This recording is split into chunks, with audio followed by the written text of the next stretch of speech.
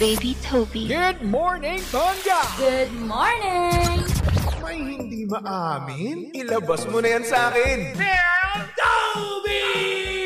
In the morning! Uy! Nakakaloka! Del Toby in the morning! Tell Toby in the morning.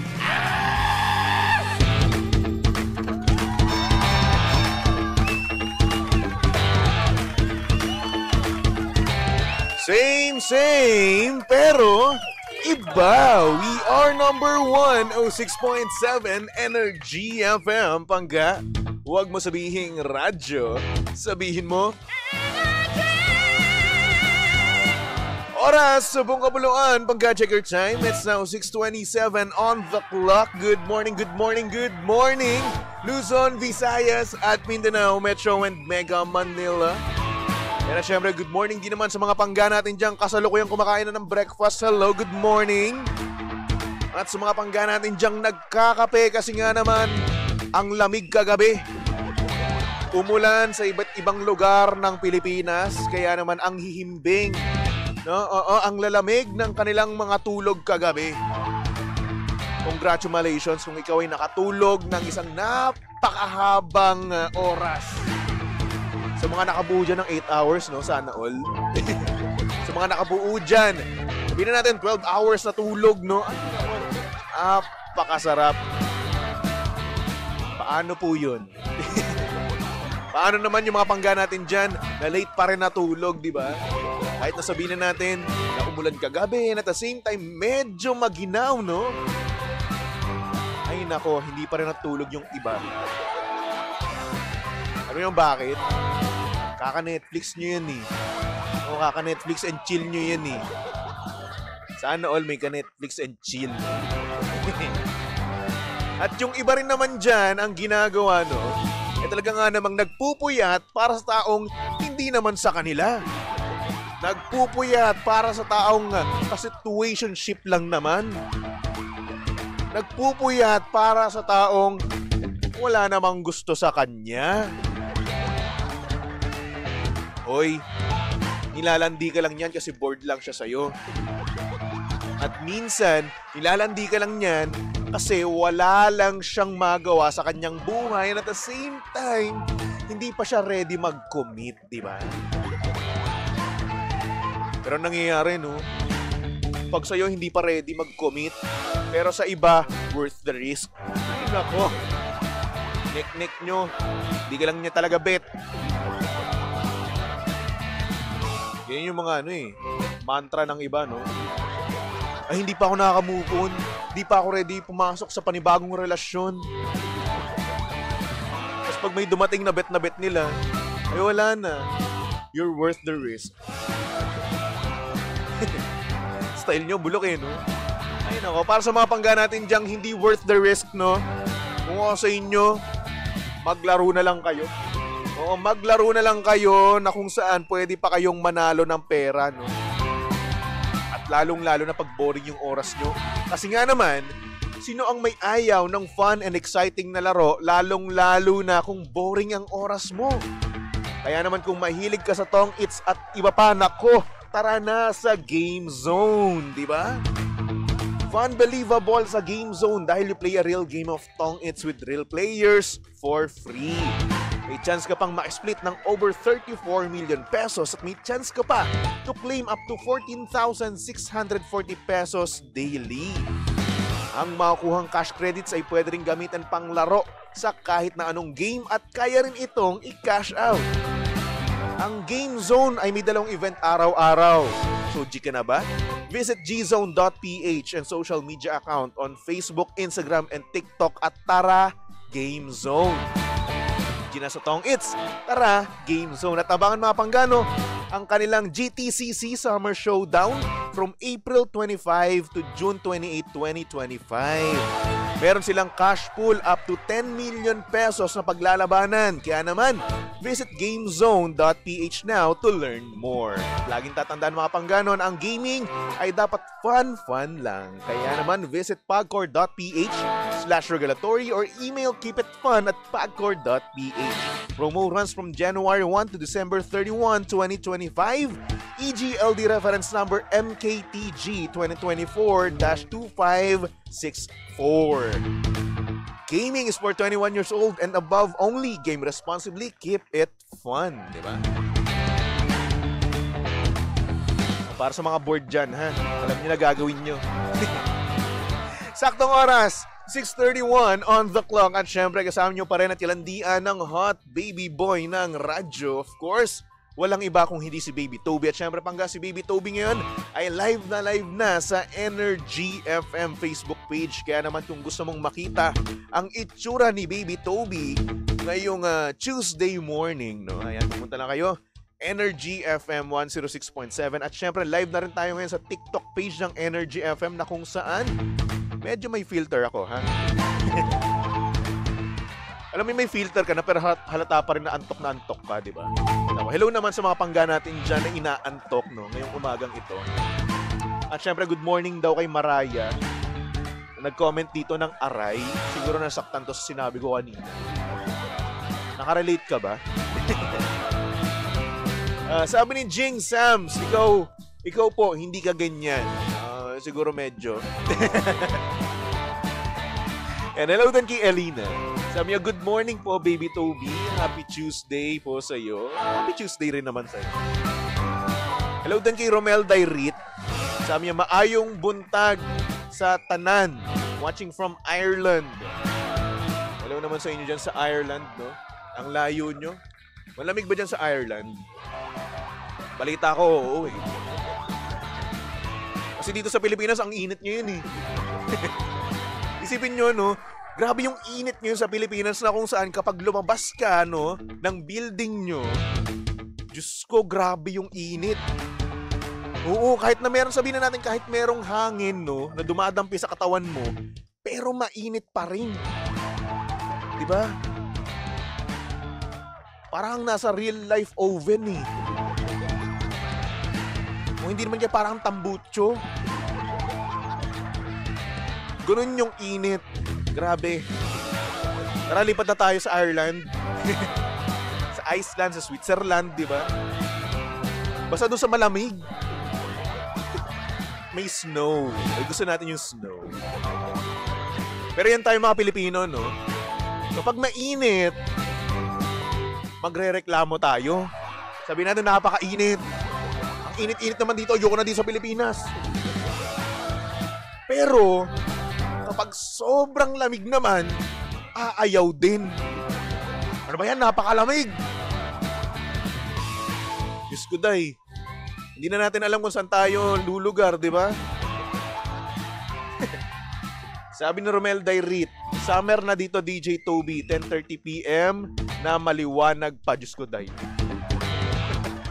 Wow. 10 PM, maliwanag pa. Well, what can we say, no? Ganyan talaga dyan. Pero kapag summer, alam ko, medyo hindi naman katulad dito yung summer nyo, eh. May lamig pa rin, kumbaga. Oo, tag-init, pero malamig pa rin. Kaya nga yung mapangga natin yun, eh, no? Talagang naka-aircon talaga, magdamag, eh. Oo, simula alas 7 ng gabi, ay nako, hanggang kinabukasan na yan. At ako rin ganun. At take note mga pangga, no? Lamigin po ako, pero hindi ko kinakaya.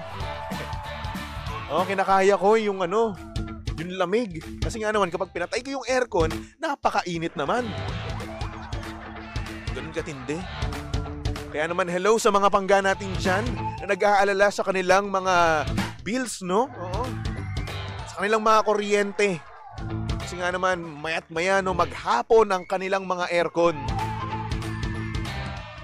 At hello din naman sa mga pangga natin dyan na kahit mainit, no, talagang nagkakape pa ng mainit. Hot coffee pa talaga. Yan tayo mga Pilipino eh. Yung tipong 40, 45 degrees, no? Tapos magkakape pa rin. Tibay. Okay lang sana kung coffee tapos malamig eh, di ba? Cold coffee, no? Kaso hindi.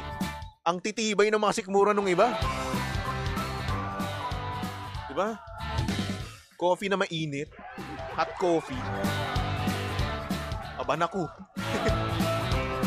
Anyway, good morning naman sa mga pangga natin dyan. Nakakagising lang. Hello din kay Jose Makasiray. Sabi niya, morning baby Toby. Shoutout po sa Soriano Makasiray family from Buhay na Tubig, Imus, Cavite. Hello sa mga kapwa ko Caviteño dyan. Good morning po sa inyong lahat. Lahing matatapang at dugong matatalino. Elizabeth Corpus, hello, good morning naman sa'yo. Anyway, saktong oras, 6:37 on the clock. Kaya naman, ipasok na natin yung ating sender dito sa ating TT in the morning. Oh yeah, TT in the morning. Why? Ang aga-aga ha. Tell Toby in the morning.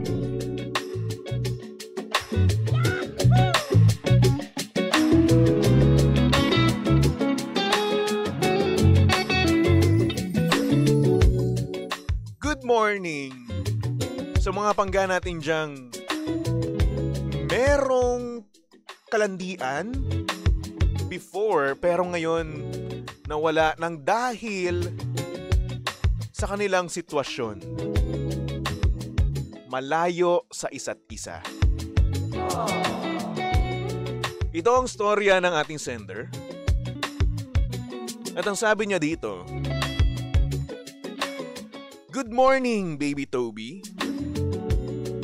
Tago mo na lang ako sa pangalang Rosa. Merong gustong bumalik sa akin. Yung dati kong nakalandiang lalaki. Nung time na yon, baby Toby, sobrang perfect match namin sa isa't isa. Like every time na magkasama kami, sobra kaming nagtatawanan. Kaso nga lang ang problema, LDR kami.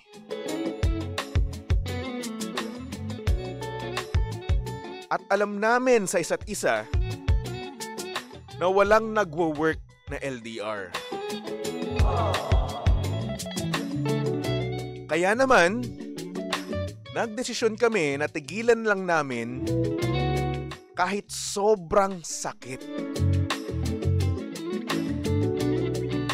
Hanggang sa nakita ko na lang na may bago na siya na mas malapit.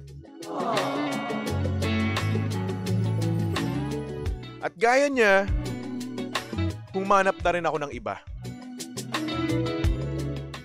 Masaya naman kaming dalawa pero ngayon, nag-uusap na kami ulit nung aking nakalandian kahit na meron na kaming jowa. Grabe baby Toby, sobrang nakakamiss yung vibes naming dalawa. Late night calls, sabay kami matutulog, at yung mga cheesy but corny na banat naming dalawa pero nakakakilig. Pero, ang masaklap nga lang, hindi na pwedeng maging kami. Dahil may sari-sarili na kaming love life. Nakakalungkot pero iniisip ko nang hiwalayan yung boyfriend ko at lumipat na lang sa malapit sa kanya. Sa tingin nyo ba, good move yon para sa akin? O pagsisisihan ko to bandang huli? Pakisagot naman po, thank you so much.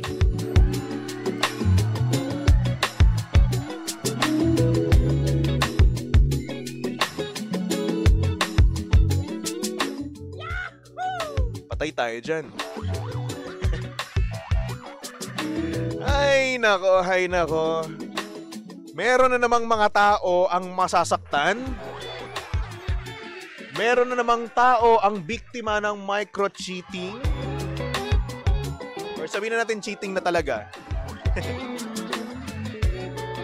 Kayo ba mga pangga, ano ang masasabi nyo dito sa storya ng ating sender na kung saan bumabalik daw yung kanyang nakalandian kahit na meron na silang mga jowa. Nag-uusap ulit sila, late night calls, ano pa? Corny na banat pero cheesy, nakakilig, sabay daw matutulog. Ay nako. Paano na yung mga jowa nyo? Anyway, anong masasabi niyo dyan mga pangga? Mag-comment naman kayo sa ating Facebook Live at TikTok Live. Hanapin nyo lang Energy FM 106.7, okay? Well, ako naman, base dun sa kwento niya, no? Well, hiwalayan mo na, oo. Bakit? Kasi niloloko mo na eh. Diyos ko, day. May jowa kayo, di ba? May jowa ka, may boyfriend ka.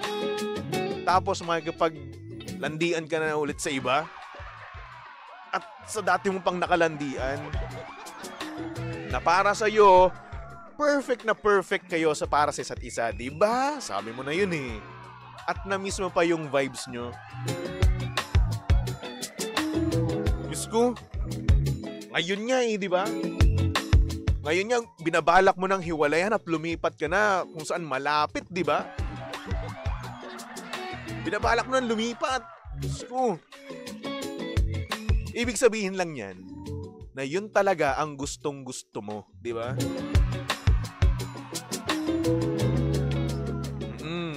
O sabi ni Jonathan Sol, gusto lang magpakamot. Hehe. Sabi naman ni Mariah, ang dami pa label, cheating is cheating. Tama. Yung kumausap nga lang eh, no? Sko, ano pa kayong makipaglandian sa iba? Lalong-lalo sa ex-kalandian mo. Sabihin natin ex-ka-situationship, no? Na kung saan itinigil nyo lang kasi nga naman magkahiwalay kayo. Long distance relationship kayo, di ba? Well, una sa lahat, it sucks, oo. Na naghiwalay kayo nang dahil lang sa lugar nyo, di ba? At hindi nyo kayang i-work out that time, no? Pero sana kung iisipin mo lang din naman ngayon yan, no, na lumipat doon, sana ginawa mo lang before, di ba? Sana ginawa mo lang yan dati na kung saan kayo pa, no? At wala pa kayong masasaktan na iba. Di ba? Nakasantoyo nyo eh, no? Ay, no. Ano lang mararamdaman, no? Nung current boyfriend mo, no? Na kapag nalaman niya na ikaw ay nilalandi mo ulit, no? Yung dati mong kalandian.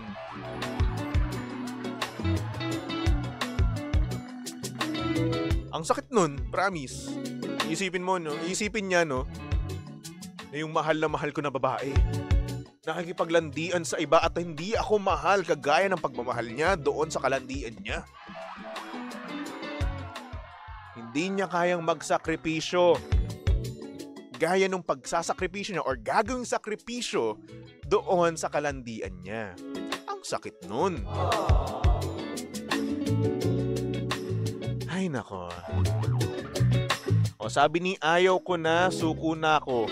Oh, grabe pangalan mo ha. Marami nga dyan, magkasama na nga kayo, nakatingin pa sa iba.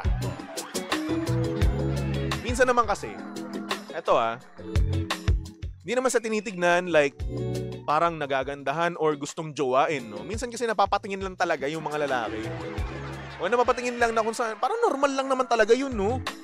Kapag nasa public place ka, it's natural na igagala mo yung mata mo.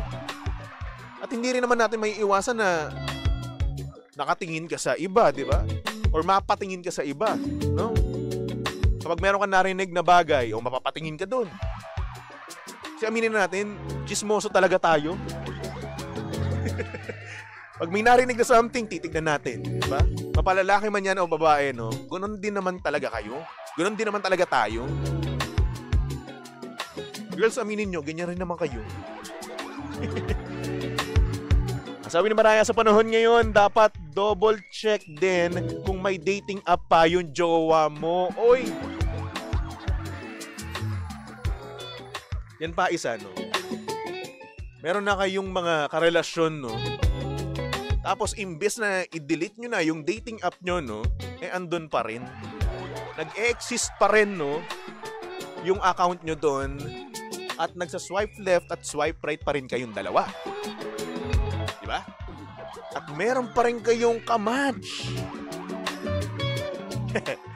Ano ba yan? Sa kulay dilaw o dun sa may apoy?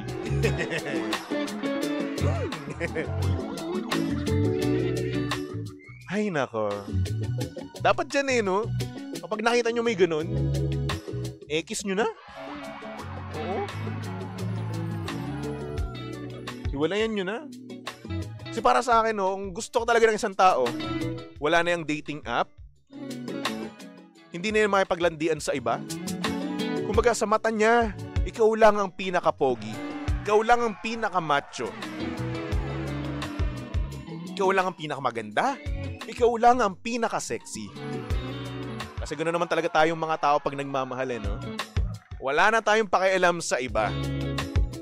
Ngayon, kung yung jowa mo ay nakikipaglandian pa rin sa iba, kahit kayo na, kahit ibinibigay mo na ang lahat, no?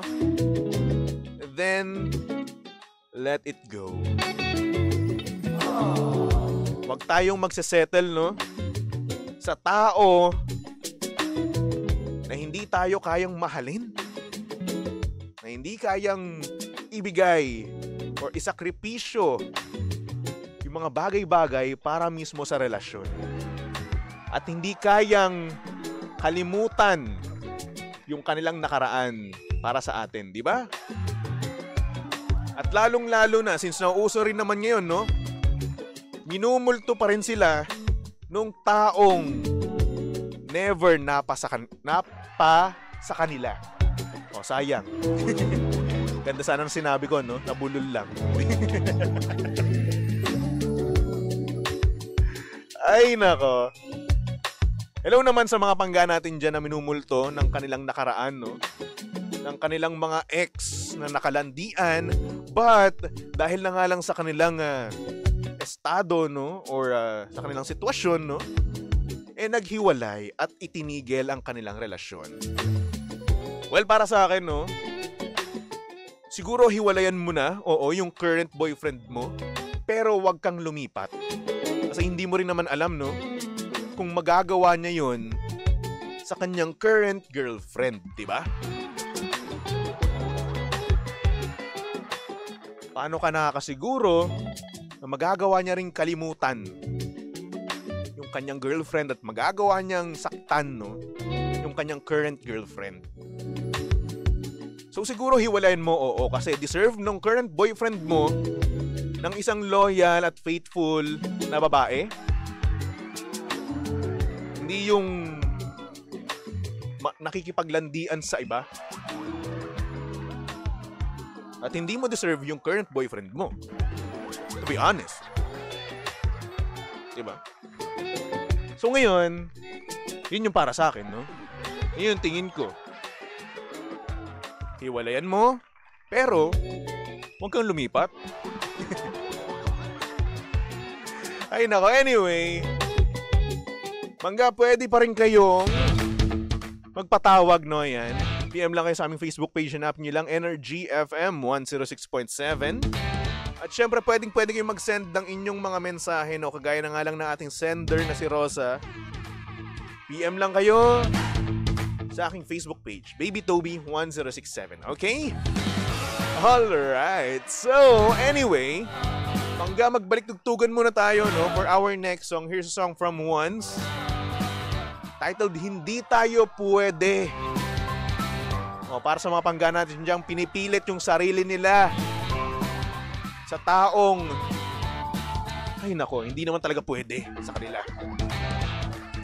Anyway, tumutok lang dito sa estasyong same, pero iba. We are number 106.7 Energy FM, pangga. Huwag mo sabihing radyo. Sabihin mo,